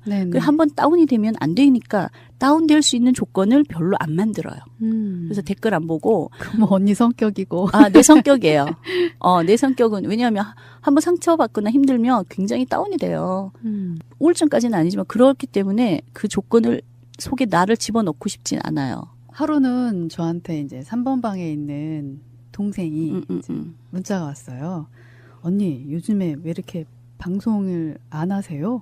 그런 말이 딱 문자가 왔어요. 그래가지고 애청자잖아요. 그리고 촛불집회 때 자주 봤던 동생인데 우리 방송 하는데? 들은 적이 없어요. 그러는 거예요. 뭐지? 맨 끝에까지 이제는 끝까지 들으면 저희께 방송이 몇 개가 있었는데 그거 이제 이게 올라와 있을 경우 이제 듣고 그렇지 않을 경우 못 들었던 거예요. 그러니까 그걸 일부러 찾아서 들었다고 그 다음에 이제 문자가 왔어요. 너무 고맙잖아요. 그런 사람을 만날 때 굉장히 고마운 거죠. 그러니까 일부러 찾아서 나 언니 팬이에요. 이 방송 들었어요. 이렇게 얘기해 줄 때 페북도 그때 그런 분 있잖아요. MNG님, 김원강님. 저 같은 경우는 페북에다가 댓글 올라왔어요. 뒤에서 끝에 들으셔도 되고요. 앞에서부터 정주 좀 하세요. 그냥 그렇게 하지. 그리고 나서 방송에서 어떻게 굉장히 이슈가 있다라고 얘기를 해주면 들어가서 보는데 저 정말 안 봤어요. 왜냐하면 그냥 하는 걸로 끝이야 나는. 내가 너를 사랑했어? 네가 날 안 사랑해줘도 어떡하겠니? 뭐 그런 식이지. 그래서 조금 그런 거에서는 별로 영향은 안 받았어요. 근데 이제 우리 두 친구들은 막 굉장히 거기에 대해서 신경 쓰고 한 게 아니요 저도 신경 안 썼어요. 미안하긴 한데 내가 성격이 신경을 원래 안 쓰기 때문에 저도 약간 비슷한 면이 좀 있는 게 들으면서 비슷하다고 느낀 게 저도 댓글 잘 안 살펴요. 네. 그래서 내가 좋은 뜻으로 했어. 너도 네. 좀 좋게 받아들여 봐봐. 저는 제 계정에 단 댓글도 잘 안 봐요. 네. 이럴 때 좀 본다고 좀 하면 안 될까? 진짜로. 왜냐면 성격이라. 예. 그것까지 볼 시간이 없더라고요, 저는. 워낙 많잖아요. 네네. 바쁜 친구야. 우리. 처음에 스케줄 관리하기가 너무 힘들어서. 네네. 처음에는 뭐 방송이 조금씩 이제 어렵고 우리가 시사적인 내용을 안 다뤘잖아요. 그러니까 안 다룬 건 아니지만 그때 뭐 시의성 있는 거 조금씩 곁들여서 너무 시사의 앞에 너무 많잖아요. 메인 방송들이. 그렇다 보니까 그거 약간 배제하고 세대별 공감대를 이루는 그런 내용들로 이제 방송을 처음에 하다가 점점점 일취월장하면서 이것저것 해봤던 것 같아요. 그런데 그런 거 있어요. 처음에 약간의 부담감이 있었다면 1년이 지나면서 약간 몸에 배이는 습관? 뭐 이런 거. 그다가 2년이 지나 굉장히 즐거운 거예요. 그날 하루하루가. 그 준비하는 시간도 짧아지잖아요. 맞아요. 방송 준비하는 우리 것도. 스스로가 말할 때 서로 어떤 처음에는 어떤 케미랄까 이게 별로 안 맞았잖아요. 근데 어느 순간에 내가 하면 꾸님이가 하면 막 이런 식으로 너무 잘 맞아 떨어지니까 그 케미도 있었던 것 같아요. 둘이가 갑자기 조용해지면 내가 이제 한 번씩 쳐줘야 되고. 맞아요. 일주일 동안 그렇게 했던 것 같아요. 주제를 생각해 놓은 게 있으면 거기에 대해서 이제 인터넷을 어떻게 보다가 그걸 이제 카피로 떠났다가 하루 날 잡아서 정리를 쫙 하면 되니까 네. 그렇게 하니까 뭐 그렇게 힘들지도 않고 재밌었던 것 같고 공부도 됐고 되게 우리가 재밌었던 거 나는 그거 생각이 난다. 우리 역할극 비슷하게 해가지고 한때 그랬죠. 한동안은 역할극에서 뭐 흉내도 내고 뭐 그랬던 팟캐스트에서 우리가 연극도 해본 것 같고 그치? 그러네요. 네. 해보고 다 해봤죠. 소원도 내가 하고 싶은 거 뭐 정말 많이 다양하게 다 얘기했죠. 그랬던 것 같아요. 네. 진짜 이제 커피 믹스였던 것 같은데요. 음악 만들어준 피터도 가끔 초대해서 같이 방송하고 그랬죠. 정권이 바뀐 상태에서 굉장히 기분 좋게 커피라는 방송을 마무리하는 것. 글쎄요, 저희가 잠시 쉬고 또 어떤 모습으로 다시 돌아올지 모르겠는데 영원한 아듀는 아니고요. 즐거운 일만 또 좋은 일만 추억으로 남는단 말 있잖아요. 아닌가요? 어떤 긍정의 힘으로, 긍정의 미학으로 좀 접근했으면 좋겠고요. 그동안 저희 커피 방송 사랑해주신 모든 여러분께 진심으로 감사하다는 말씀 전하고 싶어요. 한 말씀 해주시죠, 언니? 커피 방송을 못 들으시더라도 저희는 아직도 여전히 영원히 새날의 가족이기 때문에 또 어떤 모습으로 저희 목소리를 들으시게 될지도 모르겠고요. 그때는 처음으로 댓글 볼게요. 처음 다시 나갈 때 그때 많은 척 많이 해주시고요. 저희는 늘 그 모습 그대로 다시 새날 식구처럼 우리 푸르나무님이 키워준 작은 나무들이지만 푸른색을 띌 수 있도록 노력은 하겠습니다. 감사했습니다. 짧게 I'll be back. 오 멋있어. I'll be back. 네, 각자의 위치에서 또 멋지게 살아가는 모습 지켜봐 주시고요. 셋이 함께 마지막으로 인사합시다. 여러분 사랑합니다. 그런 이 아닐까. 그냥 주는 법은 없을 거 아니에요. 그렇죠. 불법 정착민에 한 명 한 명씩 까봐야겠네요. 검은 머리 한국 외국인이 있을 수도 있고. 아니면 뭐 대리인. 네. 신분만 충분히 그럴 수 빌려주는, 있죠. 네. 그런데 정말 저는 이게 이해가 안 돼요. 왜 이해가 안 되냐면 코이카라는 데가 어디죠? 국제교류협력단이잖아요. 네. 이 코이카가 이거를 자기들 내부의 적법한 절차도 거치지 않고 이것을 그냥 남을 줬다는 얘기가 이게 가능한가요? 정말 이명박스러운 그 시스템인데 이거는 어떻게 이게 가능할까? 코이카가 얼마나 좋은 일을 하는데 이렇게 코이카가 최순실의 그림자가 있는 건가? 이명박의 그림자가 있는 건가? 참 안타깝네요. 그래서 이런 상황이 됐을 때 해외 국유재산법하고요. 코이카 정관에 따라서 외교부 장관 승인을 거쳐야 되는 절차를 다 무시하고 그냥 줬다는 거죠. 이명박 정권 때로 가면 한 번쯤 의심해봐야 되지 않겠습니까? 아니 근데 코이카가 정부 기관은 아니잖아요. 우리나라를 대표해서 이런 결정을 할 수가 있나요? 정부 기관 맞습니다. 정부 기관 맞고요. 외교부 산하의 기관이니까 교류협력단이라고 있어요. 그러니까 그게 외교부의 그 승인이 나야 된다는 건데 그걸 무시하고 그냥 줘버렸다는 거니까 의심을 해봐야겠죠. 아 그러네요. koika.go.kr이네요. 홈페이지 주소도. 그런데 저희가 한참 그 구직 활동할 때 코이카를 통해서 봉사 활동을 가면은 가산점을 줬었어요. 예. 그래서 코이카에 한번 어떻게 가보려고 애들이 엄청 애를 쓰던 시절이 있었거든요. 저는 못 가서 그게 좀 배가 아팠었는데 이런 단체가 어떻게 이런 일을 할 수 있는지 그냥 너무 이해가 안 가요. 우리 작년에 최순실 사태 벌어졌을 때 박근혜 최순실 게이트가 벌어졌을 때 캄보디아에 코이카가 개입돼서 최순실의 등을 업고 뭔가를 했었던 사건이 있었어요. 해먹었던 사건. 저는 그게 자꾸 오버랩이 돼요. 충격적인 게 이런 땅이 있었다는 것도 저는 충격적이고요. 그러니까요. 신기하네. 야. 해외 국유재산이라고 우리나라 거였으니까 예. 축구장 9배? 10배? 이 정도 사이즈 땅이 있었다는 것 자체가 신기하네요. 일단 이거를 어떻게 접근해야 될지 저도 좀 난감해서 말을 아끼는데 일단 짱돌 들고 접근하십시오. 일단 짱돌이 이게 문제가 아니에요. 문제는 이게 지금 면적이 있잖아요. 어마어마하다는 겁니다, 지금. 그리고 이게 구입 목적이 원래 개간을 목적으로 했다는 거 아닙니까? 개간을 했는데 도저히 개간이 불가능해서 개간으로 투입된 사람들이 흩어졌다는 거죠. 그 다음에 30년 동안 방치했다는 겁니다. 그리고 이게 면적으로 따지면 8만 400km의 자승이거든요. 아, 이게 지금 적은 규모가 아니에요. 이게 지금 헥타르로 따지면요. 3만 헥타르거든요. 당시 구입도 211만 달러를 주고 산 돈인데 이게 지금 지도상에 보면요. 해변을 따라서 대륙까지 이어지는 땅이거든요. 굉장히 제가 볼 때는 가치가 높은 땅임에도 불구하고 이게 왜 방치됐다가 이것이 이명박이 제가 알기로는 이명박이 그냥 손댈 놈이 아니거든요. 그러니까 뭔가 이거는 국회에서 밝혀야 돼요. 일단 왜 이렇게 넘어갔는지 누가 결정을 한 건지 또 해외 국가 재산에 대해서 처분을 할 때 어떤 절차를 밟아야 되는 것인지 등등의 전반적인 감사가 필요하고 이 감사를 바탕으로 청문회도 해야 되는 어마어마한 거거든요. 이게 지금 장난이 아닙니다. 이거를 만약에 그동안에 정부가 개간을 해서 아파트나 짓거나 예를 들면 아르헨티나 국민들을 위해서 토지 개발을 했더라면 이 210만 달러를 넘어 상엔 조카 협규가 좋아하는 치킨과 피자를 준비했습니다. 상에 올릴 술 대신 콜라도 사왔습니다. 미 수습자 가족은 목포 신항 안쪽에 마련된 작은 컨테이너에서 아직 돌아오지 못한 미 수습자 5명을 기다리는 4번째 추석 차례를 지냈습니다. 뇌물 같다던 세월호 옆에서 맞는 7번째 명절인 셈입니다. 요번 연휴같이 길면은 진짜 같이 놀고 다니고 여행도 가고 했을 텐데 이제 그게 아쉬운 거죠. 목포 신항엔 연휴 기간 내내 평소 주말보다 많은 추모객의 발길이 이어졌습니다. 세월호 유가족과 시민들은 경기도 안산 합동 분향소를 찾았습니다. 이어 광화문 광장에서 그날을 기려 오후 4시 16분에 합동 차례를 지냈습니다. 해양수산부는 오늘 일요일부터 연휴 기간 중단했던 미 수습자 수색 작업을 다시 시작할 예정입니다.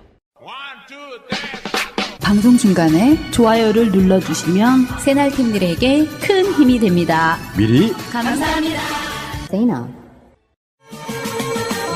트위터가 진짜 언론입니다. 추석 연휴에 어떤 보도 보니까요. 비닐이 봉지. 비닐유 봉다리. 전라도에서 뭐라 하더라?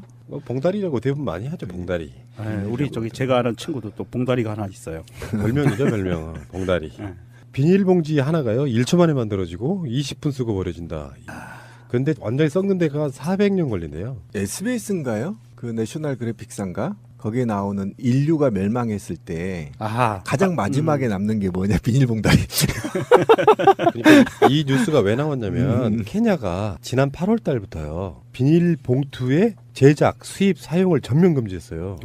적발되면 최대 징역 4년에 벌금 최대 4,300만 원 물어야 돼요. 잘한다. 예. 케냐에서 비닐봉지가 한 달에 2,400만 개가 사용된 쓰레기로 쏟아져 나오는데 이게 케냐의 국가 기간 산업이 목축업, 어업, 관광업인데 여기에 어마어마하게 버려지고 그래서 이게 도저히 감당할 수 없으니까 비닐봉지를 제작하고 수입하고 판매하는 걸 전면 금지했어요. 실제로 우리나라도 굉장히 심각한 거 아니에요? 이게 그러네요. 이게 비닐봉지 하나가 1초에 만들어지고 20분 쓰고 버린대요. 20분? 네, 20분 쓰고. 그래서 이걸 뭐 영국에서는 악의 축으로 이미 규정을 해버렸네요. 비닐봉지가 악의 축이래. 좀 신기하다. 저도 이번에 이 의제가 올라오고 나서 다시 되돌아보게 됐는데 그 시골 같은 데 있잖아요. 비닐이 너무 예, 많죠. 많죠. 농사용 비닐도 그죠? 많고. 예, 예. 그건 바람에 날려서 예. 하수구 막혀서 막 그 홍수도 나고 그렇거든요.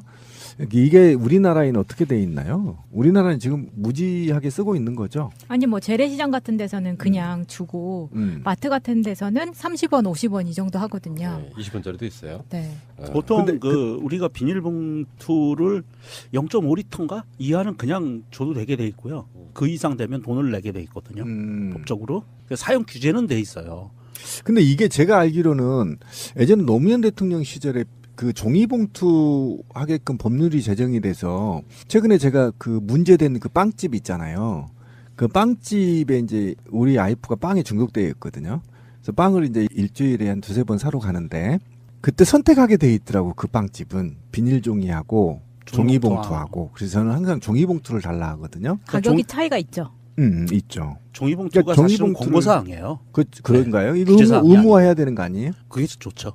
그럼 마차님은 아실 거예요. 프랑스 같은 데서 바게트 빵 같은 거 사면은 종이봉투에 담아주죠. 일단 장 볼 때 모든 사람들이 자기가 비닐봉지가 아니라 장바구니를 들고 가야만 마트에서 물건을 사고 나은 후에 카트에 담아온 물건을 내 장바구니에 다시 옮겨 담아서 그걸 차에 실어요.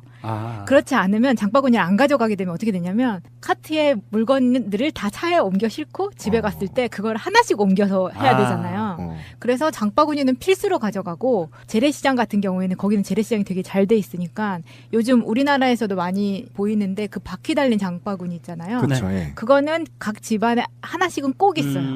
끌고 다니는 거. 네. 지금 그 종량제 봉투 보고 처음에 어떤 얘기가 나왔었냐면 종량제 봉투를 썩는 재질로 만들자. 처음에 그런 아이디어가 나왔어. 근데 문제는요. 종량제 봉투 안에 있는 비닐이 봉투는 그렇게 되면 의미가 별로 없는 거예요. 대부분 비닐이 봉투에 담아서 그다음에 또 그 쓰레기 봉지에 넣는 그런 방식으로 맞습니다. 쓰고 있잖아요. 그게 문제예요. 그러니까 실제로 지구의 오류 90%가 비닐이 봉투도 사실 플라스틱이잖아요. 다른 버전의 플라스틱. 그거를 90%가 이미 먹고 있는 상태라고 이야기하고 있더라고요. 그게 너무 끔찍하더라고요. 그 최근에 뭐 고래 같은 경우에 잡아서 배를 이렇게 보면은 비닐봉지가 가장 많다 그러잖아요. 그렇죠. 그리고 왜 그 스크럽하는 여자들 화장품에 들어가 있는 작은 알갱이들이 있어요. 이게 굉장히 심각합니다. 이거는 물고기들이 먹고 그거 다 우리가 먹는 거거든요. 다시. 네. 심각하네요. 그리고 이게 홍수나 바다를 통해서 특정 조류를 타고 특정 지역 인도양이나 뭐 이런데 뭐 대재앙을 지금 가져온다면서요? 대서양에도 그렇고 네. 쓰레기 섬이 만들어져요. 그러니까 맞아요. 어마어마하다고 지금 하더라고요. 그 플라스틱으로 되어 있는 섬이 벨기에만 하다고 하죠. 와 정말요? 네. 대단합니다. 제도로서의 민주주의가 흔들리고 구타는 일은 이제 없습니다. 민주주의가 밥이고 밥이 민주주의가 되어야 합니다. 자, 우리나라는 어떨까요? 우리나라는 2003년 연간 125억 개 수준이던 비닐봉투 생산량을 2008년 147억 개에서 2013년에는 191억 개, 2015년에는 216억 개 이렇게 늘었습니다. 어마어마하네요. 네, 연간 1인당 420개 정도 쓰는 셈이에요. 하루에 한 개씩 더 쓰는 거야. 네, 그러네요. 엄청 많네요. 그러니까 이게 지금 그 여러 가지 문제가 있는 게요. 마트나 슈퍼에서 주는 것도 문제지만 아까 프라님이 얘기한 것처럼 쓰레기를 버릴 때 종량제 봉투 안에 비닐봉투를 담아서 버려요. 그리고 우리 음식물 쓰레기 버릴 때 어떻게 버리죠? 그냥 통에 버리죠. 두 가지예요. 그냥 통에 쏟는 데가 있고 또 하나는 음식물 쓰레기 종량제 봉투에 담아서 버려야 되는 데가 있어요. 그래요. 우리는 그러니까 이게 아파트나 넣죠. 아파트나 이런 데는 통에다가 버리잖아요. 그렇죠. 수거통에. 네, 중량만큼 돈을 내요. 예, 주택은요. 그 조그마한 주택용 통을 주고 인천 같은 경우에 음식물 쓰레기 종량제 봉투에 따로 음식물 쓰레기를 담아서 버리게 만드는데 음식물 쓰레기 한 번에 그만큼 안 나오잖아요. 그러니까 조그만 비닐봉다리에다가 묶어서 여러 번 담아서 그렇지. 채워서 버리거든요. 저 같아도 그래요. 저도 그렇게 해서 뭐 음식물 쓰레기 일주일에 한 번 정도 버리거든요. 그런 시스템이 꼭 알아야 할 어제의 뉴스. 추석 황금 연휴를 맞아 청와대도 대통령부터 직원들까지 재충전의 시간을 갖고 있습니다. 하지만 국가안보의 컨트롤타워라고 할 수 있는 국가안보실은 비상대기체제로 연휴도 잊은 채 숨가쁘게 돌아가고 있습니다. 오는 10일 북한 노동당 창건일을 앞두고 북한의 추가 도발 가능성이 있기 때문입니다. 청와대 관계자에 따르면 안보실은 북한군의 동향 등을 파악해 수시로 문재인 대통령에게 보고하고 있습니다. 이를 위해 안보실 직원들은 대부분 서울 인근에 머물며 조를 나눠 근무하고 있는 것으로 전해졌습니다. 아직까진 북한의 특별한 동향은 없는 것으로 알려졌지만 안보실은 긴장의 끈을 놓지 않고 있습니다. 트럼프 대통령의 북한 완전 파괴 발언에 김정은이 초강경 대응을 공언한 탓입니다. 노동당 창건일이 미국 시간으로 콜럼버스 데이와 겹친다는 점도 긴장을 더욱 고조시키는 배경이 되고 있습니다. 실제 북한은 지난 2006년 콜럼버스 데이에 1차 핵실험을 감행했고 2009년에는 단거리 미사일 5발을 발사했습니다. 열흘간의 황금 연휴, 정부 부처들과 지자체 모두 휴식에 들어갔지만 청와대 안보실만은 오늘도 비상 상황입니다. 김현정 본부장과 라이트하이저 USTR 대표가 현지 시각 4일 워싱턴에서 추석 회담을 벌인 결과 한미 FTA 개정 협상에 들어가기로 합의했습니다. 한미 양국이 청문회와 의회 보고 절차를 거친 후 이르면 연말 또는 내년 초에 개정 협상이 시작될 수 있습니다. 개정 협상을 이제 하기 위해서 그 절차를 밟아야 됩니다. 그래서 다음 주에 서울에 가서 통상 절차법으로 인해서 국회에다 보고를 하고 8월 1차 협상 때만 해도 FTA 개정을 강력 반대했던 김 본부장이 트럼프 대통령의 한미 FTA 폐기 압박에 한 발 물러선 겁니다. 라이트하이저 대표는 공정하고 호혜적인 FTA를 위한 개정 협상에 착수하고 이행의 문제도 신속하게 해소하길 기대한다고 밝혔습니다. 이와 함께 향후 개정 협상의 주요 의제로 자동차 부문을 1차 표적으로 지목했습니다. 한미 FTA 이후 미국의 자동차 부문 적자가 77% 증가한 240억 달러까지 늘면서 전체 무역 적자의 거의 90%를 차지한다는 게 이유입니다. 하지만 김 본부장은 한국도 개정을 요구할 사항이 많다며 협상에 최선을 다해 임하겠지만 우리도 폐기 카드를 갖고 있다고 말했습니다.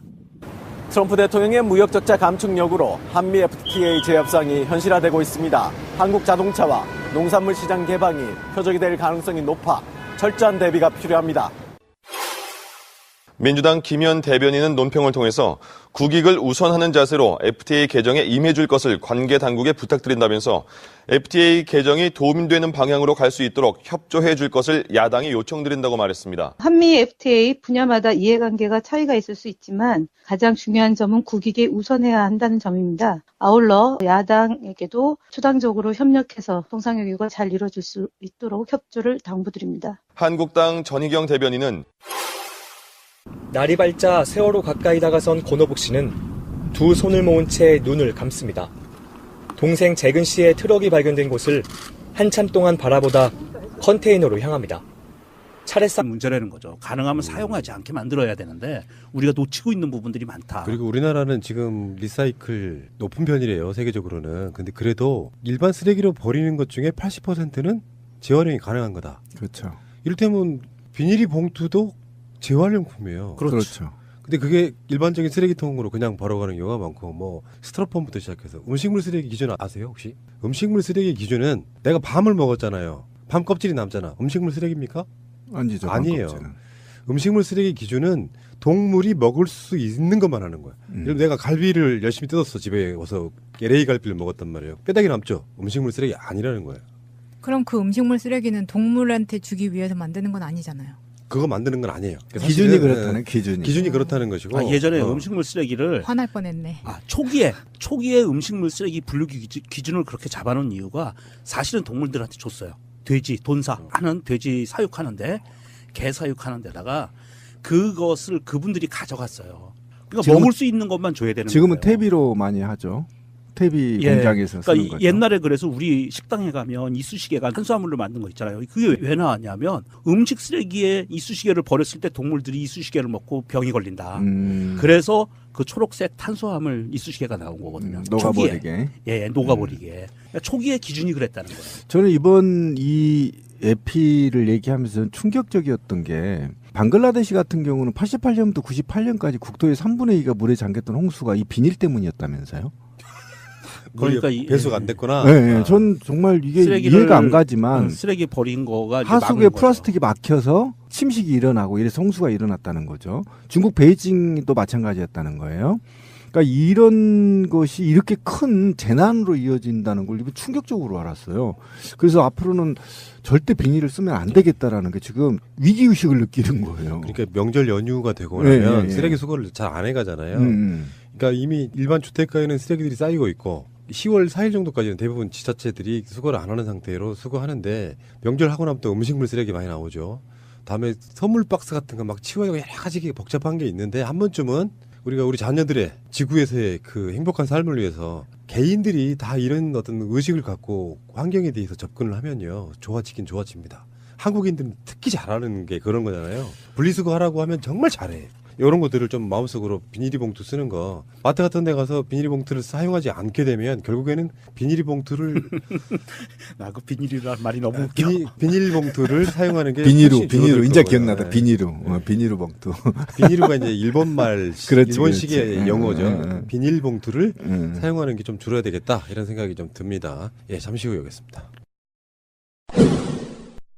그 연휴 사이에 충격적인 뉴스가 나왔어요. 저는 이 뉴스를 보고 어떻게 이런 일이 있을 수가 있지 했는데 저도 충격이었습니다. 박정희 정권이 아르헨티나에다가 한국 땅을 매입을 했대요. 이게 축구장 40회 크기 9만 평짜리인데 이게 그래서 대한민국의 국유지였다는 거야. 근데 나중에는 그것도 이명박 정권 때 이게 이제 노무현 정권 때 이걸 어떻게 활용할까 막 연구를 하고 있었는데 정권이 끝났죠. 이명박 정부가 출범하자마자 활용 방안을 추진하던 거를 멈추고 그냥 불법 정착민과 협의하고의 공증까지 해서 그냥 줘버렸다는 거예요. 이게 도대체 뭐지? 라는 생각이 들어서 혹시 이게 이명박의 작품